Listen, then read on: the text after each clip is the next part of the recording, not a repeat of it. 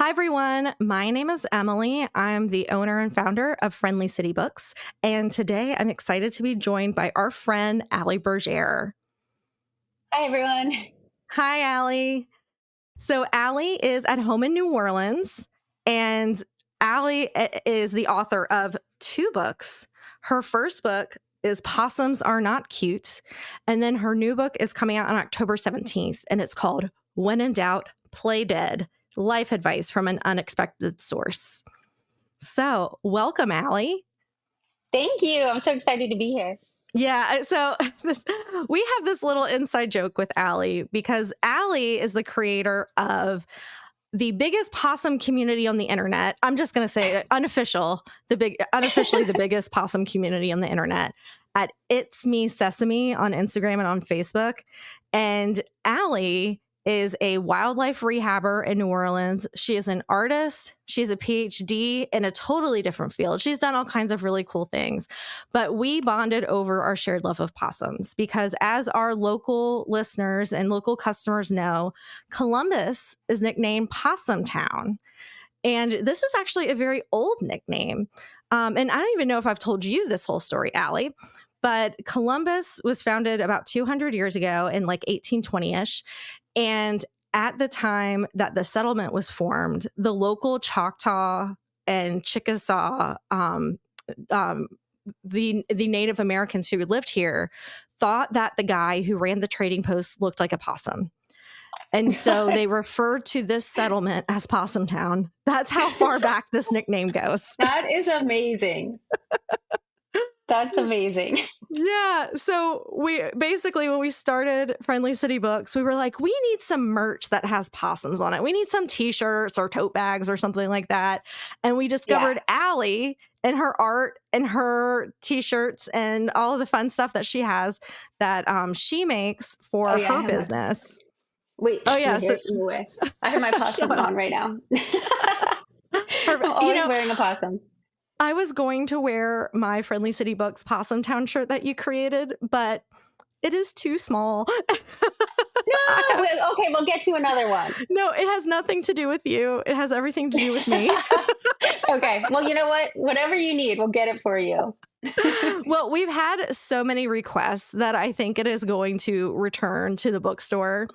Okay, good. But yeah, no, because right now we just have kids sizes of our Possum Town t-shirt, but we've had lots of adults ask. So anyway, so Allie's got all kinds of cute stuff. In fact, if you're watching the video or if you're not watching the video, I'll describe that there is a stuffed possum behind Allie. Yes, we have Starry Surprise. She has babies in the pouch. And who is Starry and who is Sesame? So Starry was a possum. She has since passed from old age. So possums typically only live about 3 years max. So when you get involved in the possum community, you learn to you know love them and be able to come to terms with them passing into like a spiritual realm. Because I've been doing this for I guess like 7 or 8 years now, or a long time, and so you end up falling in love with a lot of possums and a lot of individuals, and they all have individual personalities.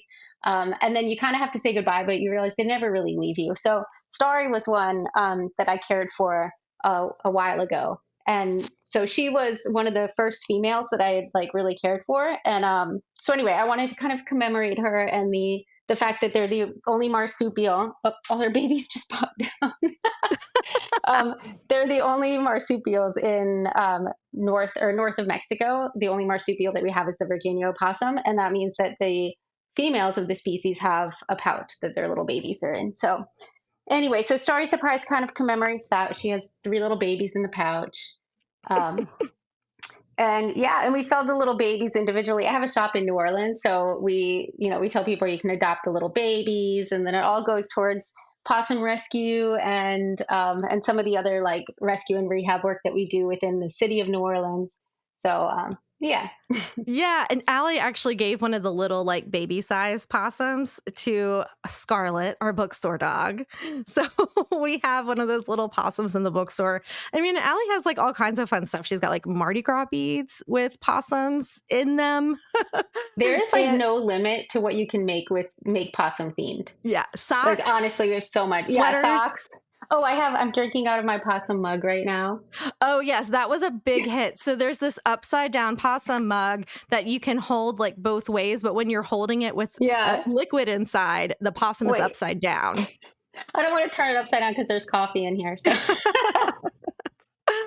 Yeah, that was really fun. We had that at the bookstore for a while and people loved it. oh, Oh, and I told her before we started recording, I saw the mayor of Columbus today, the mayor of Possum Town, and he was wearing Allie's possum socks. I forget which ones, but they were definitely like your brand of socks. yeah.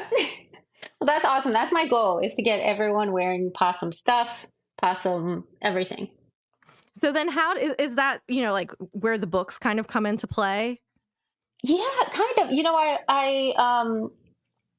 I think the books for me they go a little bit deeper because I always like you had mentioned I did my PhD and it was in linguistics and so I've always loved language. I've always loved writing. I've continued to do a lot of writing like while I do rehab work and like product design work. Uh, but so the books have been like extra special to me just because I've always wanted to be a writer. Like I've always wanted to be an author. I've always wanted to I've always really loved that form of communication with people. And so the first book, Possums Are Not Cute, was kind of everything that I had learned going down a possum research rabbit hole. Like literally everything about like their cultural history, the linguistic history, the natural history of possums. So there's just so much information there that was kind of like it was out in the world, but it was really piecemeal. So I was like, I love research. I love compiling research and writing things up. And I was like, if I can get all this information and put it in one place, I haven't found it before, then it's going to make me happy. And I was like, I'm sure there's people out there who would appreciate it, like having one book about everything about possums that we know up to date. And so that was that. And then the second book, When in Doubt, Play Dead, is kind of like even a little more personal because it was after writing Possums Are Not Cute. I feel like I had the freedom to kind of be like, okay, but now have I what have I learned from possums that like you might not expect, And there's been a lot of life lessons in there. There's been a lot of like new perspectives that because I didn't grow up like into possums. I only got into them when I met Sesame and kind of fell in love and started learning about them, and taking care of them at the same time. So yeah, so the second book, When in Doubt, Play Dead, is kind of like just getting to share that with people that I've done a lot with like dog and cat rescue, and they're obviously so special. And then I think a lot of people don't realize how special wildlife can be, how special other species can be. So yeah, that's the books are like extra special to me in terms of like products that I've been able to work with people to bring into the world. Yeah. I definitely thought the original, the first book, Possums Are Not Cute, was a great source of information about possums. And I also think it's cute about how it's like myth busting about possums. I mean, Yeah, starting with yeah, the title, because it's so funny. People will look at the title and say, why does it say possums are not cute? And it's like, that's the point is, because right. it, the idea is to make you realize that this is a myth that shouldn't exist. And the chapter titles and like the pictures, I'll talk about like various possum myths. So here's one that I just opened up to: possums are dangerous. So the idea is, okay, all wild animals, they exercise caution, but there is nothing about a possum that is inherently worse than encountering Right. another animal. um and Yeah. and that they protect human and pets from diseases and pests. Like, they love to eat ticks. That is another thing we've learned about possums. What else do you tell Yeah. people about possums that kind of makes them like change their original Well, thoughts? yeah. I think in terms of especially the disease part, their body temperature is on average so much lower than most mammals, that they're like virtually immune to the rabies virus and a couple other viruses that pets and even people might be susceptible to, like rabies, and then there's parvo and other things. So I think that can shift people's perception or approach to them right off the bat. Because I think if, they'll say, "Oh, don't get too close. You're going to get rabies," and I'm like, Yes, "Well, you shouldn't get too close." Yeah, that's an automatic assumption though. Like you're like, "Oh, it's exactly. got to have rabies because it's like Right, got like right. scraggly hair and a like, a weird tail. So it's got to be Yeah, carrying something." exactly, exactly. And I always say, you got to be careful, and for their sake and your sake, like, you shouldn't be out there like petting them or snuggling them or anything. Just let them live their lives. Um, but some of this fear is like based on just pure misinformation, which is so easy to correct and just say, yeah, you do not want to get bitten by wildlife, but in possums in particular, there's virtually no risk of rabies or some of these other, diseases that you may be worried about. Of course, you don't want to get bit. So that would be like one of the first things. And then the second thing that I think really changes people's perception of them is that um, if you can, like, I make sure to tell people that they're actually really gentle and shy. And so if you like read their actions with that in mind, their actions seem completely different. Like when they have their mouth open and they look really aggressive, they're actually just like terrified. So you just back off, let them go. They're not aggressive, they're not going to attack. They're more scared than anything. I was just looking to see if there's a good example that I could flip to in the book real quick, but like Okay. that image of the possum with its mouth open going, ah, like we Yeah. have kind of at the bookstore, we've kind of embraced that so our bookseller Rachel is really into horror. And so like that's whenever we're like, this book is scary. Ah, Yeah, it's such a relatable, it's like once you know where it's coming from, it's so relatable, like such a relatable reaction to so many things. And so, yeah, I think people think like it's easy to look at it and think that it's mean, but actually it's just the possums being like, "Oh my God, I've got to get out of the situation. What is going on?" panic.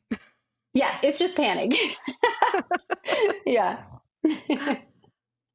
So then what led you to do the new book, When in Doubt, Play Dead? I don't know.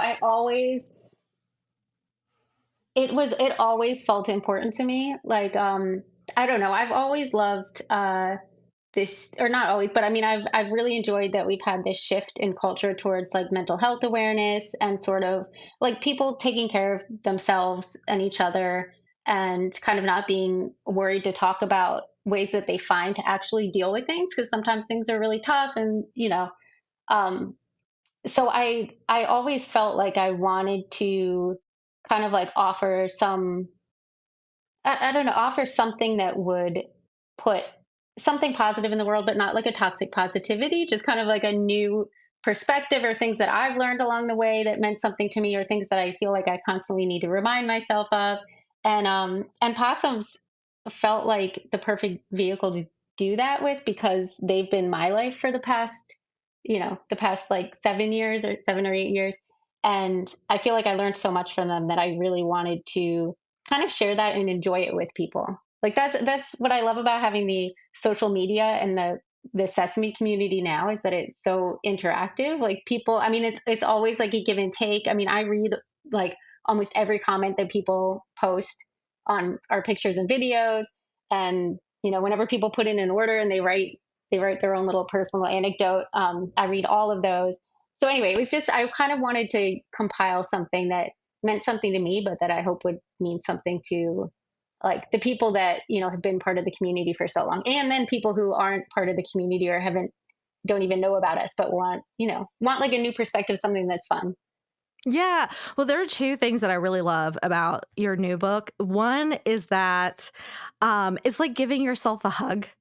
Like, a lot of those like kind of like mantras and just, like be easy on yourself. Like it's okay if you're having a hard Yeah, time. Like that's a big like I think theme throughout this is like we all go through hard times and that is okay. And when you're talking yeah, about toxic positivity, like you know that doesn't there's no nobody is like, going to test you on how many like good days you had, or like, like like here's a page that says failure is part of life too. Embrace it. So just being easy on yourself. Like, and I Yeah, think that's really important to remember. Um, yeah. and the other thing I love about it is your art is throughout. I mean, pretty much every page or every other page has your original artwork on it. So how long did it take to create all that? It actually did take a long time, but I think I kind of was a little um like I condensed it down so that I was constantly working on it. So it took a Yeah. long time, but I've found like personally when I work on projects, I have to do I have to be at like 100% while I'm doing it, and like nothing else matters. Like the coffee shop that's here in New Orleans that I love, they're actually tied to another bookstore that I'm obsessed with. Both you Friendly City Books and Garden District bookstore Yes. or bookshop, yeah, are like the two my two bookstore, and the publisher knows it, my agent knows it, like everyone knows it. I'm like these two bookstores, like I'm obsessed. Um, but yeah, so Garden District Bookshop has a coffee shop in there, and I was there every single day. And they were like, I was like, "Aren't you guys tired of me?" And they were like, "No, you're like an honorary employee at this point." Like, Totally. I know. Yeah. And they the employees get free drinks, and I was like, "Do I get free coffee?" And then they were like, "No, you pay too much here." So I was Yeah, like, "Okay, that's we'd fine." have to shut the store down if we stopped giving you Yeah, if we started giving you exactly. free coffee. Right, Um, right. but yeah, no, because Garden District is like what, on the same block as one of your galleries in New Orleans, right? Or like right down the It's street? really close. Yeah, it's really close. So we have Cocoa Alley, which is my second shop it's also in the Garden District in New Orleans. Yeah, So like it's right very on close. Magazine, right? Yeah, yeah, it's right on Magazine. So it's really nice, and we get tons of foot traffic, which is really fun. And then we have like a big sesame statue there. Yes, we've Um, taken a yeah, picture with the giant, was yeah, it like paper yeah, mache or exactly. something? Yeah. Right, right. It only looks like paper mache because I haven't learned how to like smooth it out yet, but it's like a resin clay, Cool. but he's lumpy like a paper mache. Yeah. Just because Um, of my sculpture skills, no, it looked are very amazing. And of course, starting. and so just to like give people a visual idea of what the statue looks like, I mean, it's almost 4 feet tall, right?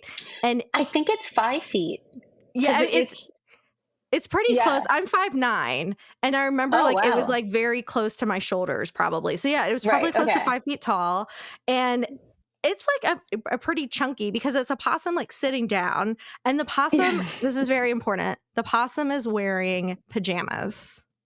Yeah. He's They're got like, banana pajamas. yes, like blue pajamas with bananas all over them. Right, right. I've thought before about changing it, like repainting his pajamas to be seasonal, or like making them little pumpkins for the fall. And I mentioned that to my mom who like works with me at the shops, and she was like, "No." She was like, "You're not going to that's going to take forever, and you're going to start halfway and then it'll be." And I was like, "You're right. I'll just the classic bananas are the way to go." It's always in style. Yeah, yeah, exactly. Well, and then Always you in style. have another shop in the French Quarter too, right? hmm Yeah, so we have the shop in the French Quarter is called Gallery Bergère, which is my after my last name.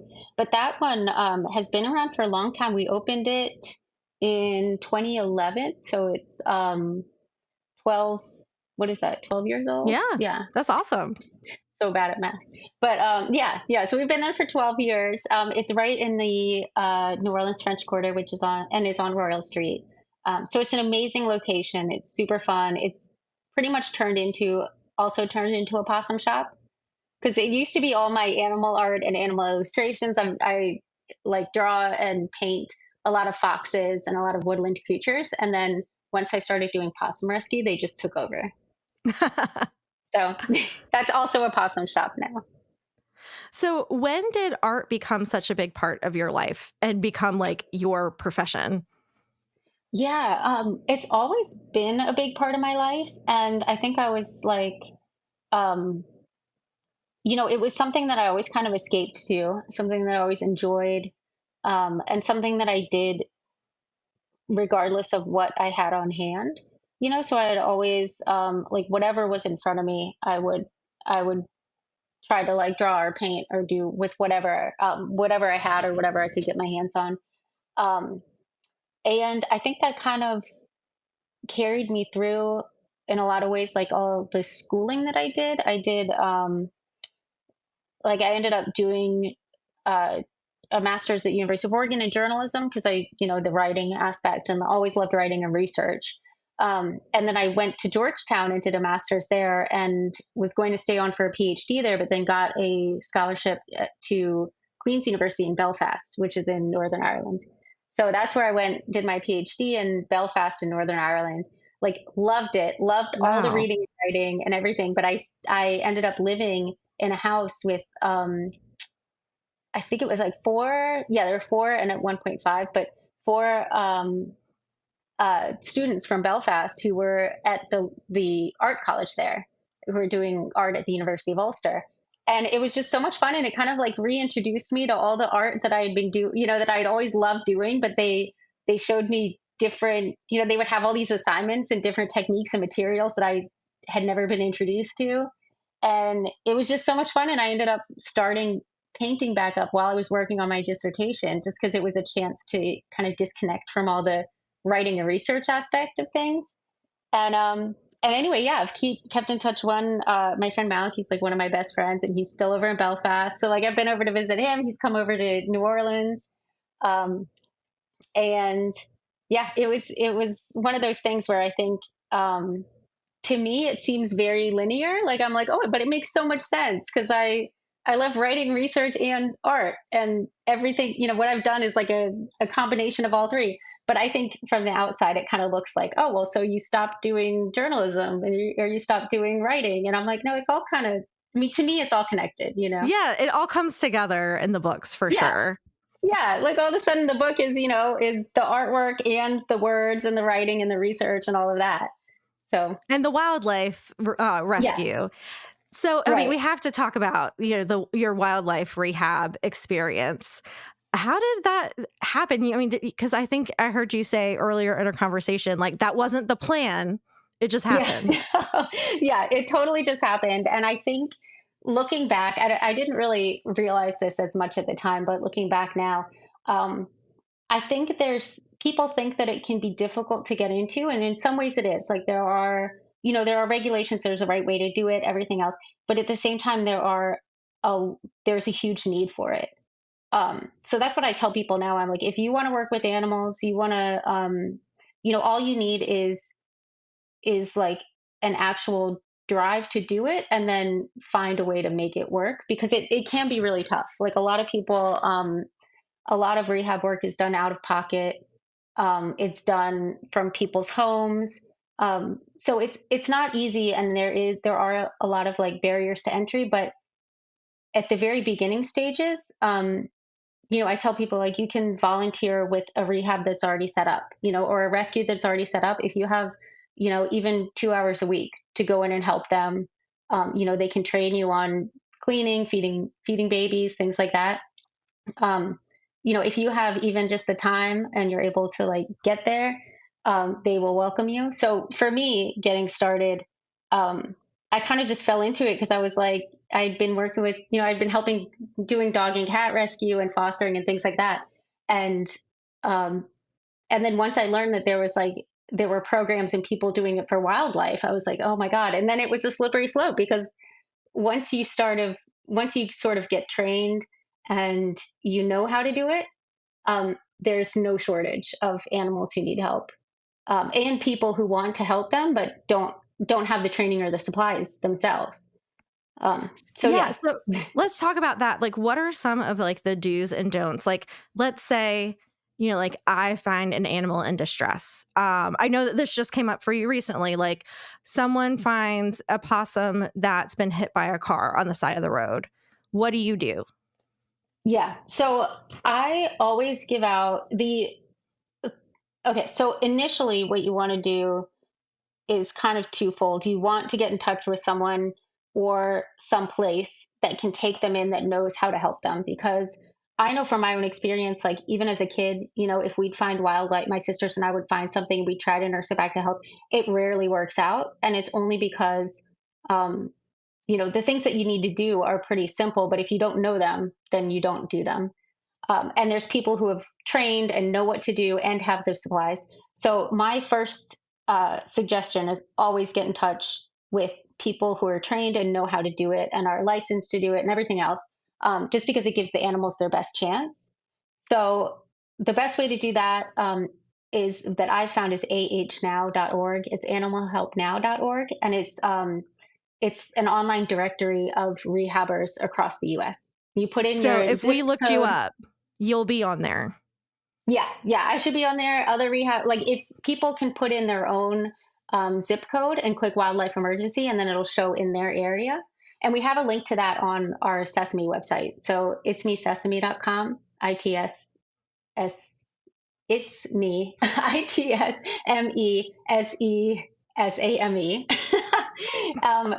.com. So at itsmesesame.com, we have a link. If you just go to our rescue tab, we have a link to ahnow.org. And then we also have the second part of what you can do is for the immediate first aid that you want to provide. First of all, make sure that you're taking care of yourself, that you're not in danger of getting bit, or if you're on the road, not in danger of getting hit by a car. Take care of yourself. Make sure that you're in a safe spot. And if you can, with possums, you can use a towel, cover them, make sure you're not going to get bit at all, and then gently like lift them into a box, close the box with some air holes, and then that's when you would drive them to a rescue facility. With babies, if there's babies, you can put them in a box. You want to keep them as warm as you can, not overly hot at all, but babies until a certain age, they can't really regulate their own temperatures. So you want to keep them warm and do not offer food or water yet because they need to be assessed and seen, if they're dehydrated or what kind of condition they're in first. And that's something that a rehabber could do. So And I'm my guessing a possum doesn't just eat whatever human food we have lying around in the car. Yes. Oh my gosh, that's a great point. Because not everyone guesses that. Some people are like, "Oh, I just fed him some hamburger," and I'm like, "Okay, No. I know, I know." It's I it's don't think ridiculous. The that things they I pull hear, hamburgers off the trees in the wild, you know? right? The things that I've heard people say, and I'm like, okay, well, that is creative. Like, I'll give you that. I would not have thought of that one. Like, but so yeah, so I would say don't feed them. With possums, they need a specific calcium to phosphorus ratio, and what it boils down to is that they need a lot more calcium in their diets than most other mammals. So when we're feeding them in a rehab setting, the babies, we have a special formula that is made up of like powdered puppy milk with calcium supplements, probiotics, uh, a couple fiber sources, different things that actually make it more akin to what their mother's milk would be. Because if they're fed on just puppy milk, just kitten milk, literally anything else than basically this one formula that we have to put together ourselves, they will get very sick and won't mature well into adulthood, won't anything. Um, yeah, and even the adults need a lot of the extra calcium. The adults, they're omnivores, so they can eat pretty much anything. But if they're going to be in care for longer than a few days, they need a specific balance of nutrients to be healthy. Can you share some of your the possums you've worked with, some of their favorite snacks? Yeah. Oh, they love grapes, bananas, and it's so funny because they are all individuals. Like I'll take one in, and the one that I just took in, a mom with some babies, she doesn't like grapes, and I've never met a possum who doesn't like grapes. But grapes, avocados. They're mostly really healthy eaters, and I tend to like I'm vegan in my own choices, so like I have a lot of vegan foods around, and they actually like them. So I feed them like I know they're going to get their base nutrients, and then I'll give them little things as treats just to see if they like it, and a little bit of enrichment. And yeah, I'm always surprised because some of them are really picky, some of them don't care. So and it's fun to see what they like and to make them happy and kind of see them experience different things. Yeah. No, one of the fun parts about following your like Instagram and Facebook updates are the pictures of all the possums, and especially like pictures of them with food is just always really Oh yeah. cute. Yeah. I started hashtagging ASMR because I noticed we were getting a lot of people from the ASMR community who love to hear them smacking like Their crazy. little munches. Yeah. They're so good. They're so good at like smacking, They are just they're so cute. And the noise is the funniest thing. Like when it's dinner time around here, it is just like a cacophony of like smacks all over. It's And I super I cute though. also love the naming process. I have to say, so far, my favorite name from your possum rescue is Crouton. Oh yeah, Crouton. Crouton. Oh my gosh, Crouton is so funny. Well, I mean, he's wild now, so I'm assuming he's still out. Oh, so you got to I release know. him. Yeah. Crouton's wild. Most, every my goal, like, and the goal of rehabbing is always to like rescue and release. So the good news is that yeah, there's a lot who've been released. And yeah, and the sad news is that you don't get to keep them around for a while because Baguette was one of my favorites too, and Mhm. he was a favorite for many reasons, but he was just so like saucy and so cute, and so yeah, when I had to release him, I was so sad. But it's true. But So, anyway, like, I since they get such like distinctive names and like you see them like their day to day and you see especially when you get the babies and you see them grow like you feel like they're mhm. like them from just like Yeah, watching them. yeah, So yeah, that's speaking so of true. that, yeah. So, one myth that I'm sure you have had to bust is that there's no such thing as urban wildlife rescue, but that is what you do in New Orleans. And I know, Yeah, yeah. yeah, and you've even started a nonprofit to be able to expand your program and bring more wildlife rehabbers together. So, can you tell us about the NOLA Wildlife Center? Yes. Oh my gosh, I'll be so happy to. So, yeah, I'm a founding member. So it's myself and then a few other very passionate, uh, very devoted wildlife rehabbers, friends of wildlife. We have a few people who are, have been active in the nonprofit sector, business-minded people, people who know the regulations and everything else. And so a group of us have gotten together. We formed the NOLA Wildlife Center, and it's a 501(c)(3). So we are a nonprofit dedicated to wildlife education, wildlife rescue, and providing resources for rehabbers and the community as well. Because New Orleans, especially, I think it was after, it was like, I know since Katrina, I think Audubon Zoo was accepting wildlife cases or wildlife rescue, but they stopped doing that during COVID, and they never were able to start back up because I know it is a huge drain on resources and everything else, and they have other things they're focusing on. So as soon as Audubon Zoo wasn't able to take the wildlife rescues in the city, there's been no central hub for people for the community to be able to bring wildlife that needs help. And so, what we've been doing with the NOLA Wildlife Center for the past year since we founded it is providing a network for the rehabbers to get together, share resources and information, and then also for the community to reach out to one centralized place or one centralized organization that can then put them in contact with the rehabbers who can help. So, yeah, so we're searching, we're actually in the process of securing a facility, which will be great because then we'll Yes. have, an actual location that people can come to and we can hold events, educational events, teach people things, um, enjoy wildlife education with the community. And then also so towards that end, three of our board members are actually on a tour of like East Coast facilities at the moment.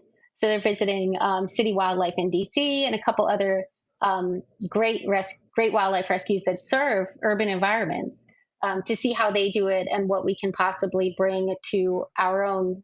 like NOLA Wildlife Center to, yeah, to be able to best serve the community and the wildlife. Because yeah, it's funny, but people think urban wildlife and they just think, oh, well, they're going to scrounge around and they'll be all right. And the best case we can hope for is that they go end up living in the woods somewhere. But in reality, we really need to learn to coexist because they do.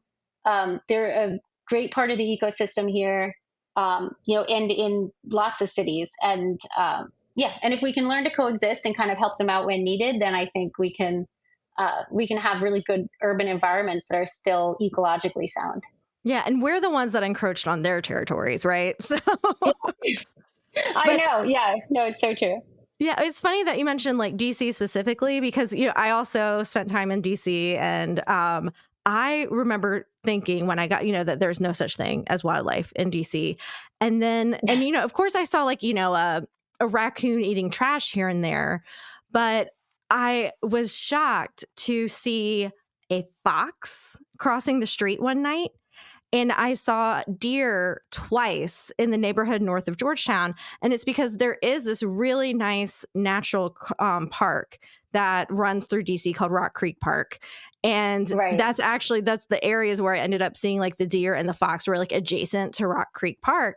But then it dawned on me, and I mean, and I can still visualize this poor deer in the middle of this teeny tiny residential street with like cars on either side. And the drivers are like, what do I do? Like, no one expects Right. to encounter a deer on like 37th Street in DC. Um, Right. so, Yeah. yeah. And then, of course, going back to, the having a center that can accept wildlife. I mean, for us, like in a city like Columbus, 25,000 people, largely rural area around us, we don't have a zoo. So I think most people would probably call the Humane Society or animal control. But even, the Humane Society is not prepared to accept wildlife necessarily, but they might be able to put you in touch with a wildlife rehabber Yeah. who can.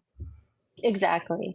And that in itself is it's a like a great service to provide, but it does take a lot of resources and it kind of takes a lot of time. And so I understand why places that don't necessarily do the rehabbing themselves would get a little um, not tired of it, but I mean it's just best to have somewhere that people know that they can go straight to the source, because I understand, like, the Humane Society or places that are focused on domestic animals, potentially, like, they're ending up getting all these calls and those calls are taking them away from what they're there to do.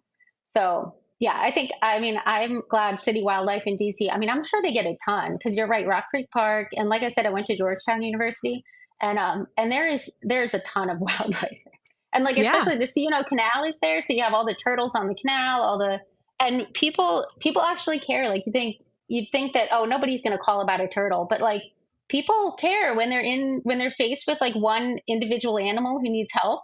A lot of people will like drop everything and try and get that animal the help it needs.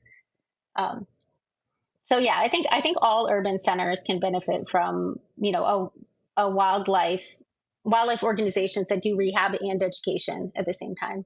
Yeah. And then for, places like here in Mississippi, I'm glad to know that, you mentioned the ahnow.org resource Yeah. because our wildlife rehabbers in Mississippi have to cover a very large territory and often serve several different counties. So, your county may not necessarily have someone who is licensed for that specific species or, but Right. you have access to this resource to find the most, the closest person to you who can do this. Yeah, and they have age now, has a in their directory, they say what animals the that individual or center will be able to intake. So it's pretty comprehensive. It's very helpful, and as far as I know, they make good efforts to keep it very up to date. So it's as best a starting place as any to kind of get some numbers of people to call. Yeah. So, okay, can I ask, are you rehabbing any possums right now? Yes, yeah, actually, so I know I have a baby, though, no, I have the mom with the babies, but she is at the vet right now. And then I have two adults who both were hit by car, but they're okay. There's no broken bones.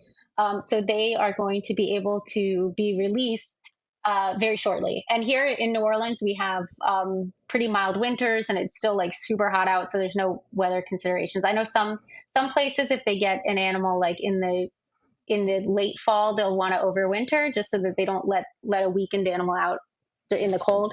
But it's super hot down here, and these guys are like ready to go. So I'm going to give them like a couple more nights of like good night's rest and good food and flea treatments and stuff, and then other than that, they're going to be out in the wild. Well, for our friends and followers who are watching the YouTube, we are actually going to bring the possums on camera. Yeah, So, I'm gonna bring the camera to the opossums oh, okay, actually, perfect. We're going to bring the since camera to they're the possums. yeah. There's a possum. I know. Oh my goodness. Okay, sweet. Well, so this one is Peanut. Peanut. Peanut. I know. And see, they're actually so gentle. Like even when they're wild, they're so. Oh, here he goes. Okay. So Peanut likes to hide. Oh, Peanut that's so likes to hide funny. with his grapes. But see, That's they're what really Scarlett like does. big too. Oh Yeah. yeah, If they're. I give Scarlett a treat, she takes it and then goes like away into a corner to eat it. Oh yeah, yeah. That's what these guys do. Okay, there you go, sweetie. Oh yeah, she's. See, are you one of the ones who doesn't like grapes? Is that what you're telling us? You don't like grapes? She's like, feed me something else. Okay. What about this guy? Come on. Yeah. So these guys, it's so sweet because they're like so sweet and gentle, and and really all they want is like a nice soft place to sleep, get some fresh, clean water, get some snacks. Magpie's got such Normally, a goofy face. oh my god, I know, don't they? Like the It's classic like so possum, like ridiculous, cross-eyed face. Yeah. right? I know. So Oh, how long and ago did you did you start rehabbing these two? just a couple days, honestly. It's Oh, Yeah, yeah, they both came in, were like hit by car, and hopefully they're going to be. Oh, that's me in the way. They're yeah, they didn't have any broken bones or anything. One had like a little gash on her back, which has kind of like basically been healing up. So I'm going to let them do a little bit more like rest and relaxation, and then they'll be ready to go back. okay. Wow, that's awesome. Yeah. All right. So, in addition to Peanut and Magpie, I heard that you rescued a new possum yesterday. That's a mama possum. Yes, yeah. So she has seven babies, and I know the babies are still pouch babies, so they're not old enough to be. They're not like out and riding on her back quite yet. Oh, Um, I know, but it is really late in the season for a mom possum to show up with babies that are not on her back or not already independent. So yeah, it's really strange, and I don't know. I mean, I've anecdotally a bunch of rehabbers and I have kind of like chatted that there might be some sort of climate change situation that's affecting animals because it's definitely odd. But anyway, she's getting taken care of. She's at the vet at the moment, so that's why she wasn't in the rehab room.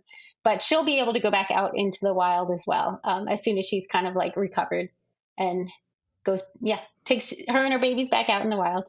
that's awesome. Now you said she had Yeah, seven. Like, what is a yeah. normal number for possums to have? They can nurse up to 13 babies. They have 13 nipples. It's like a little clock with one in the middle. So I know. So they can, I think they can birth up to, I think, 24, and they come out, they're like little embryos. And then they climb up into the pouch and they swallow one nipple each. And then they stay there for a few months until they are old enough to like stop nursing all the time and start climbing around and then nurse every once in a while. So yeah, they can have up to 13. Um, I have, yeah, I've seen one with 13. And then most of the time they'll have, 10 or 11 or, yeah, I've Wow, never seen anything less than like three, I think. So they have a lot of babies. that's incredible.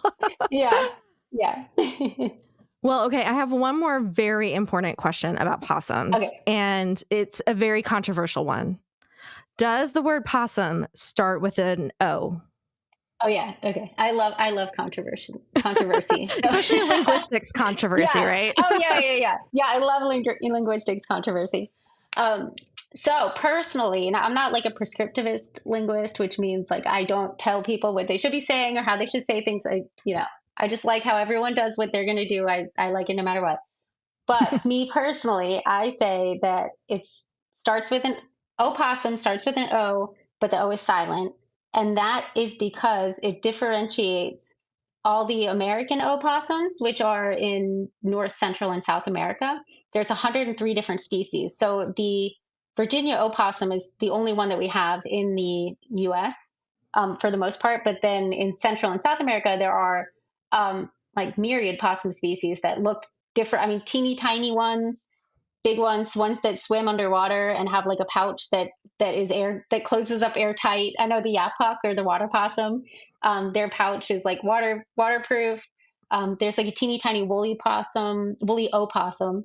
But anyway, so there's a lot of different opossum species. It's worth like Googling them, looking them up. It's really fun. And then the possum species, so without the O, there are, I think, 73 of them counted or accounted for now that are all exist in Australia and New Zealand in that area.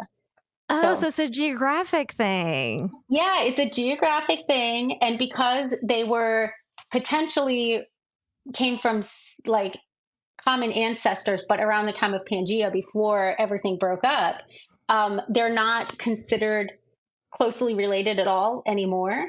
But when the first like English naturalists came to Australia, they saw the marsupials there that are possum shaped and said, "Oh, it looks like an opossum." So they were calling the Australian animals opossums as well. So originally they were both called opossums, and then the Australian ones became possums, and the American ones retained opossum, but a lot of people just colloquially say possum. Like a lot of people drop the O, which I do as well, because I just say the O is silent. Okay, It's well, easier. now we know. And I'm also, it just kind of blew my mind to realize that, like these two possums, these, like two main families of possums, even though they are separated by continents and oceans, had once had a common ancestor billions of years ago. So Yeah. we'll end on that little mind blowing note. Okay. Yeah. Very, very, very distantly though, because I hopefully we don't get comments about being like, but they're not related. Well, they're not. I know. I'm They're also related in the afraid, same way. even Yeah. using the word family, I'm like, I hope I'm using this right because I know in scientific taxonomy, Yeah. family means a specific thing and I'm using it incorrectly. So Right. Right. forgive me, internet. Right. I was Yeah. using family in like the generic way. Right. Right. Let's just But say we anyway, won't judge people if they say possum. If they don't judge us, when we just say things that are maybe a little bit, not technically. Because, yeah, I find the same thing when you say family or genus or, because familia, I'm like, listen, I'm not going to get too technical here. In the book I tried to get like technical you know, for accuracy purposes. But in conversation, I'm like, they had a common ancestor way, way back. yeah. Well, one thing I love about the community that you've created around It's Me Sesame is that it's a judgment-free zone. And kind Yeah. of going back to your new book. I mean, your new Yeah. book is really about like letting go of that voice in your head or the what if or what about, and just like letting go of all of that and being Yeah. yourself. So, Yeah. That's um that's something that I've really liked because I feel like a lot of books that are kind of like motivational or aspirational, it's always about like, don't worry, you'll get there. And I'm like, what about don't worry if you don't? Like just enjoy where you are, and there doesn't have to be a there that you're constantly getting to. It's like just it's okay to just be like here right now where things are and just appreciate it, enjoy it, and that's it. yeah, maybe that's the there is to Right. where Like you we're are already today. here. Yeah, Yeah. there's nowhere else to go. This is where we are. Well, that's very zen. Right. And I think this is gonna be a great stocking stuffer. And Oh, as yay. I Yeah. mean, it's kind of like just about the right size to stick down a stocking. And I think it'll just put a smile on the face of whoever you give it to, including Yay. yourself, if you decide to give it to yourself. Yeah. So Allie's new book, When in Doubt, Play Dead, comes out, Allie, October 17th. 17th. October Yes. 17th. And then her first book, the pink one, Possums Are Not Cute. This one is already available. We have it at Friendly City Books. We have signed copies. We have lots of Allie's fun possum artwork and stickers and merch and doodads.